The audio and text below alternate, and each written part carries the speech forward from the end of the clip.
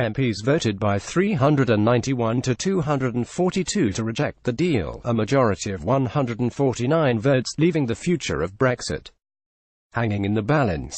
Mrs May saw some of her MPs drop their opposition from January's crushing defeat, including former Brexit Secretary David Davis, but 75 Tory rebels moved against her. MPs are now expected to block a no-deal Brexit tomorrow and to delay the UK's departure from the EU on Thursday.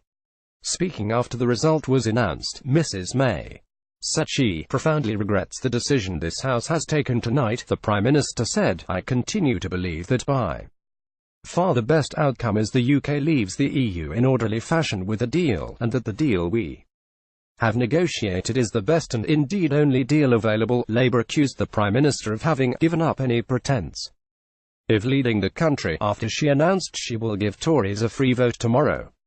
Theresa May's Brexit deal has been rejected. Image Reuters. MPs voted against the Prime Minister's divorce deal by a majority of 149. Image Express. If MPs reject a no-deal Brexit, a third vote will follow the next day on extending Article 50, but Mrs May insisted that voting against no deal and for an extension does not solve the problems we face, and she even raised the possibility of a second referendum. The Prime Minister said, "The EU will want to know what use we mean to make of such an extension, and this House will have to answer that question.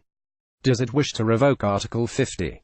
Does it want to hold a second referendum? Or does it want to leave with a deal, but not this deal?" These are unenviable choices. Thanks to the decision that the House has made this evening, they are choices that must now be faced. A spokesman for European Council President Donald Tusk said if there is a solution to the Brexit deadlock, it can only be found in London. Despite suffering a second defeat over her Brexit deal, a Downing Street source said the Prime Minister was not going anywhere.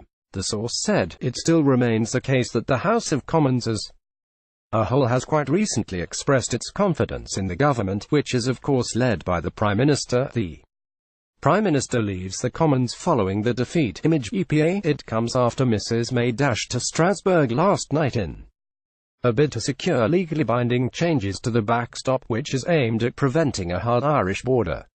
But the Prime Minister's 11th-hour agreement with the EU was not enough to win over the majority of the European Research Group of 100 pro-Brexit Tories led by Jacob Rees-Mogg, or the DUP, whose 10 votes prop up the government. On a day of high drama in Westminster, Attorney General Geoffrey Cox refused to backtrack on his legal advice that the UK could be permanently trapped in the backstop arrangement. Mr. Cox admitted that while the risk was reduced, it could not be ruled out, shifting momentum against Mrs May. MPs will vote on blocking a no-deal Brexit on Wednesday.